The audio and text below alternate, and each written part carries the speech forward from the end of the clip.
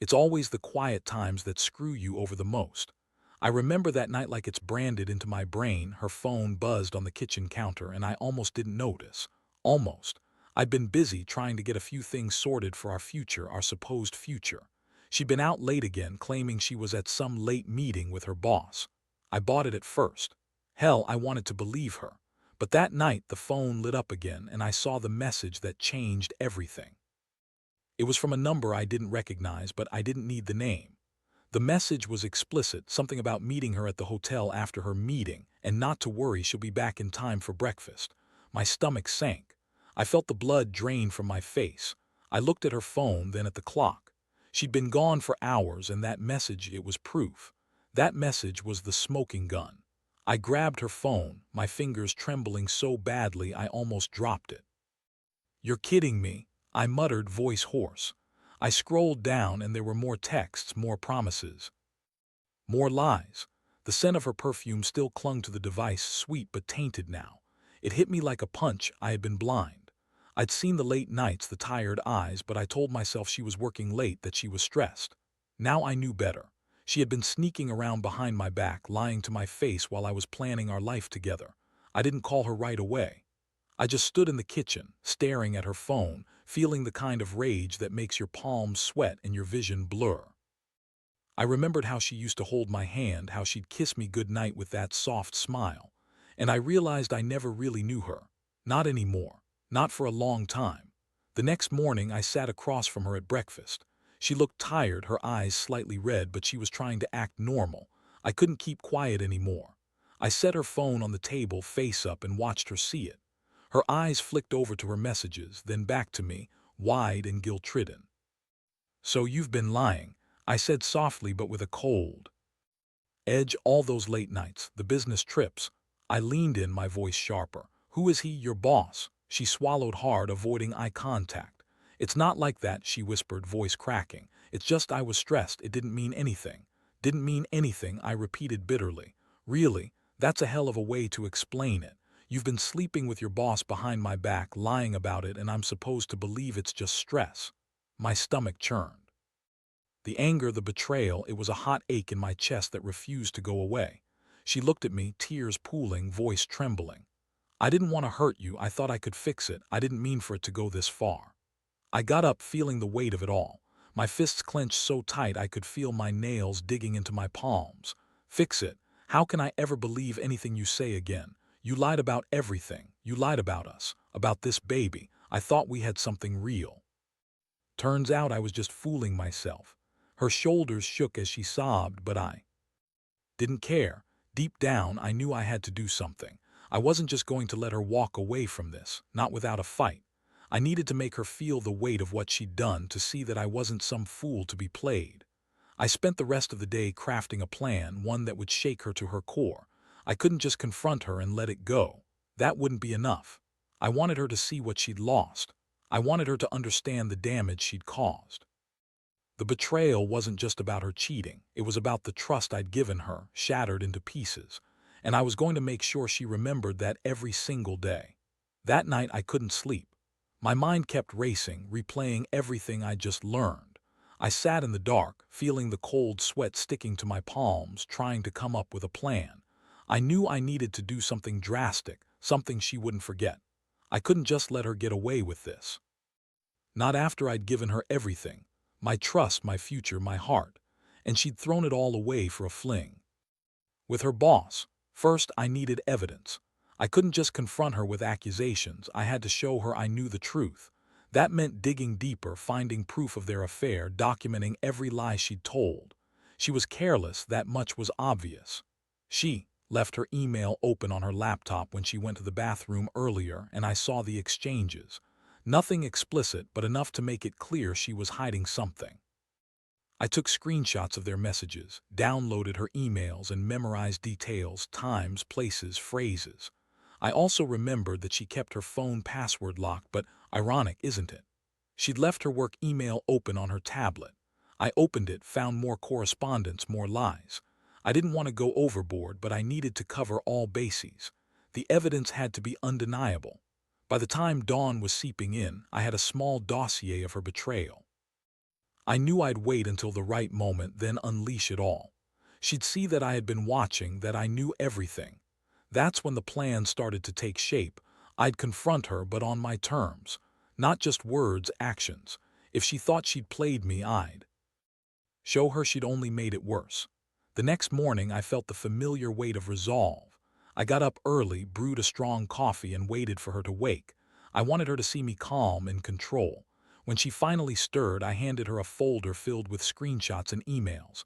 Her eyes widened as she looked through the evidence. "What is this?" she asked, voice trembling. "Proof," I said simply. "Proof of your lies, your cheating. I want you to see what I've found. It's everything." I paused, watching her face twist with guilt and panic. "You thought you could hide it, but I knew. I've known for a while, I just didn't want to believe it." Her hands shook as she clutched the papers. "I never wanted to hurt you. I was stupid, drunk on stress, on feeling neglected." "I don't care," I cut her off sharply. "You lied to my face for months. Lied about being at work, about us, about everything. And now you want to explain." She looked down, tears pouring down her cheeks. I don't know what I was thinking. I was so caught up in my own mess, I didn't see how much I was destroying. I felt my chest tighten, but I kept my tone cold.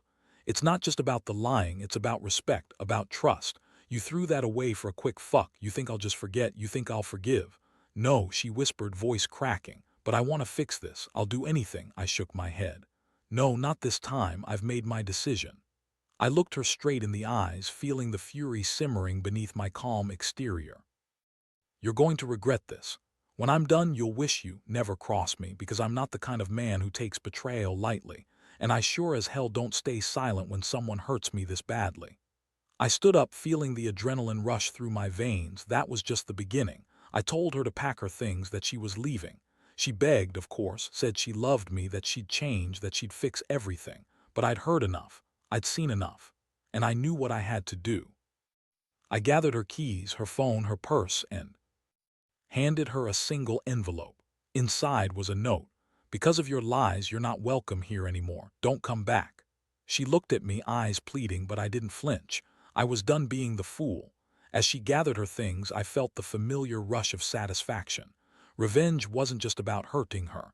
It was about reclaiming my dignity, showing her she couldn't get away with this. Sometimes the only way to heal is to hit back hard enough that she feels the sting. And that's exactly what I planned to do.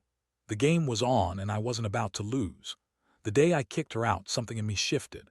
It was like waking up from a long, stupid dream. I watched her pack her things, each box packed with her clothes, her perfume, little sentimental things she thought meant something.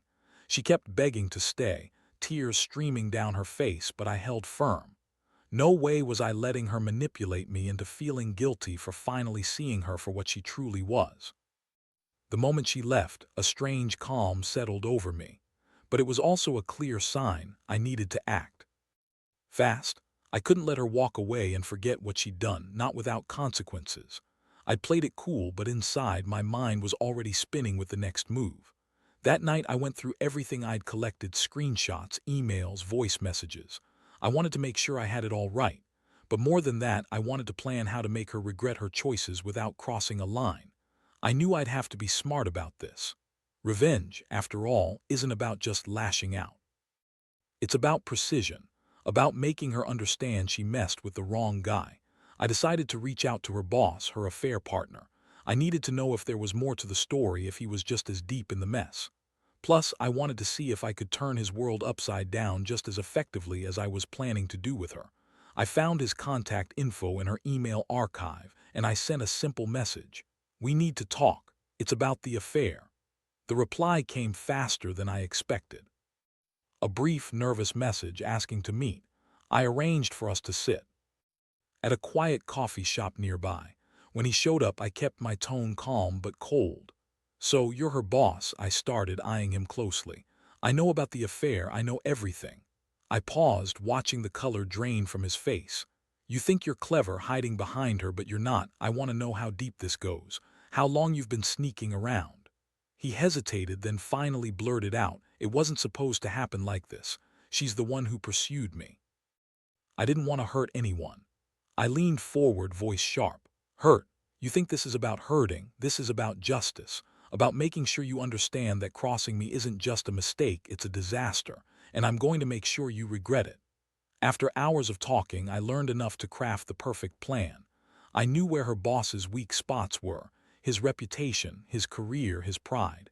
I'd turn his world upside down just like I was planning to do to her. But I needed to be smart. Revenge wasn't about petty revenge. It had to be calculated, clean, and effective. That same night, I started setting my plan into motion. I created fake email addresses, planted false but convincing evidence of an affair, and started to send messages to her boss's colleagues, hinting at misconduct. I wanted to seed doubt, suspicion, enough to shake his confidence and make him rethink his position. Meanwhile, I also reached out to a few close friends, trusted people who knew her, and asked them if they'd noticed anything unusual. I needed witnesses, allies. I wasn't about to do this alone. I wanted her to feel the pressure mounting, to see her carefully constructed life starting to crumble. Every step felt like a small victory. My mind was sharper, my resolve stronger. I knew that if I played my cards right, she'd wake up one day realizing she had lost everything. That's what revenge was about, not just hurting her, but making her understand she'd made a terrible mistake, and that I was done being her fool. I could already feel the weight lifting off my shoulders, but deep down, I knew the worst was yet to come. The storm was just beginning. By the time the next week rolled around, I could feel the tension thickening in the air. My plan had begun taking effect, and I knew it was only a matter of time before she felt the full weight of her betrayal hitting her back. Every night, I stayed up late, watching her life unravel from a distance. I'd left my tracks, and now I was just waiting for the fallout. I kept my eyes on her social media, her emails, and her phone whenever I could get my hands on it. I made sure she felt the strain, the suspicion creeping in. I sent anonymous tips to her boss's colleagues, planting doubts about his integrity. I didn't need to do much more than that. Word would spread and the damage would do itself. Meanwhile, I also had a direct conversation with her boss. I told him I knew everything, that I had evidence of their affair, and I was prepared to destroy him if he didn't back off. The fear in his voice was almost satisfying, like I had caught him in the act and now he was scrambling. I told him I didn't want to ruin his career, but if he crossed me again, I'd make sure everyone knew what kind of guy he was. She started noticing the cracks. She'd get calls from her boss, then hang up quickly when I was around. She'd glance nervously at her phone during dinner, hiding messages. That's when I knew I'd hit her where it hurt.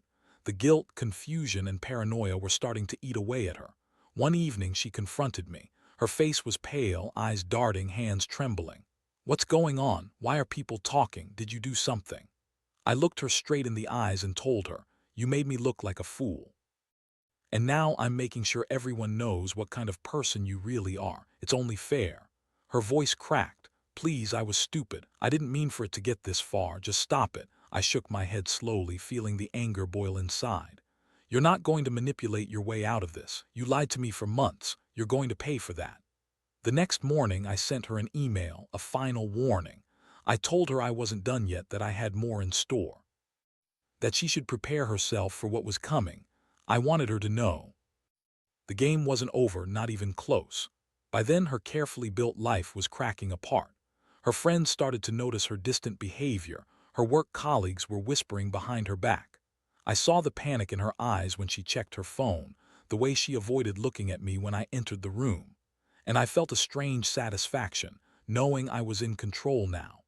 Revenge isn't about just hurting someone. It's about reclaiming your dignity and making sure they understand they crossed a line. She'd pushed me to the edge, and I wasn't about to let her walk away without feeling the consequences. The final piece of my plan was almost in place. I had one last move, something that would make her see she'd lost more than she ever thought possible. The question was, how much more? And how far was I willing to go? I stared at her, standing there, trembling, knowing I had her exactly where I wanted her. It was only a matter of time before everything fell apart, and I was ready for it. Over the next few days, I watched her crumble. Every time she looked at her phone, I saw her eyes dart nervously, like she was afraid of what might come up next. Her once confident veneer was cracking, and I could feel the power shifting in my favor. That's when I decided it was time for the final blow, the moment she'd realized she'd lost everything she thought she had.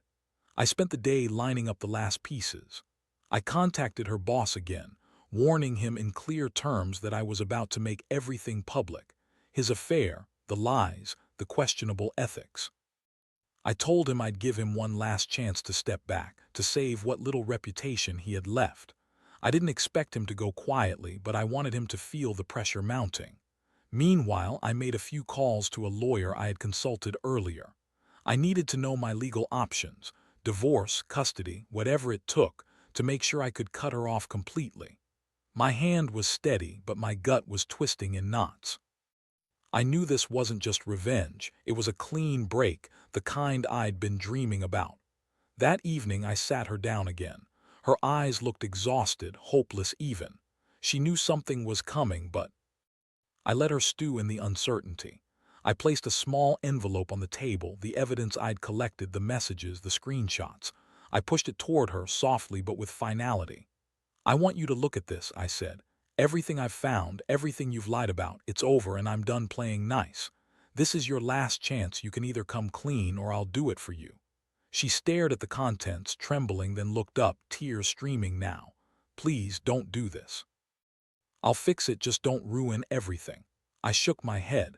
"It's too late for that. You had your chance. You chose your path and now you're going to live with the consequences."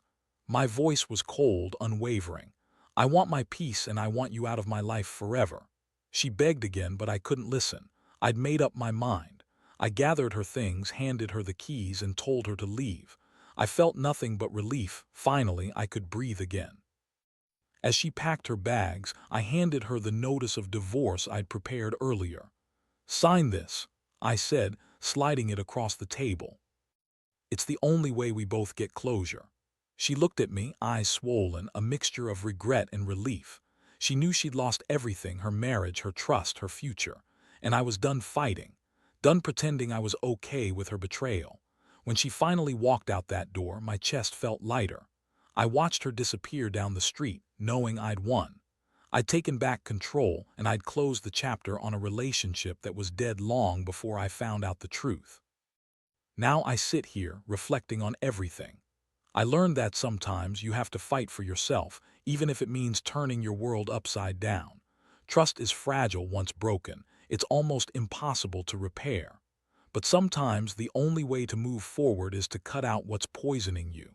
And that's exactly what I did.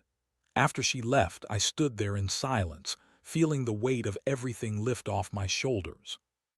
The house suddenly felt emptier, quieter, less like a trap and more like a space I could finally breathe in again. I reached for a glass of water, my hand still trembling slightly, but the relief was undeniable. It was like taking a deep, much-needed breath after holding it for too long. I knew this wasn't just about revenge. It was about reclaiming my life, my dignity, about finally seeing clearly and making the choice I should have made months ago. I'd been trapped in a false hope, convincing myself she was just stressed, just tired. But deep down, I'd known something was wrong. Now I knew the truth, and I could finally start healing. Sitting there, I realized something important. I'd been holding on to the idea of us for too long, clinging to a future that was never really mine. I'd ignored all the signals, all the red flags, because I wanted to believe in her, believe in us. But the betrayal, the lies, they shattered that illusion. It was over. I packed her things into a box, not out of anger but out of necessity. I wanted her to take what she needed and leave the rest behind. As I sealed the box, I felt a strange calm settle in. I'd done everything I could, played my part, and the rest was out of my hands. No more games, no more lies. Next, I called the lawyer. I wanted to file for divorce immediately, to finalize everything cleanly and quickly. I didn't want any lingering ties or uncertainties, just a clean break. I handed over the paperwork, signed, sealed, and delivered. I felt a sense of closure I hadn't realized I needed. Later that evening, I sat alone in the quiet of our home, reflecting. A part of me felt bitter, but most of all, I felt free. Free from the deception, from the betrayal, from the false promises. I thought about the future, my future, and knew it was time to rebuild step by step. That night I slept better than I had in months. For the first time in a long time, I felt a genuine sense of peace. No more lies, no more secrets, no more pretending. I'd taken control and I was finally moving forward. Looking back, I realized betrayal isn't just about the other person. It's about how you handle it, how you choose to respond. Revenge isn't about revenge at all. It's about justice. About reclaiming what's yours and making damn sure the person who wronged you understands the cost. And now, I know one thing for certain. I'm better off without her. The pain is real, but so is the strength that came from facing it. I've learned that sometimes the best revenge is simply walking away, walking forward, and never looking back.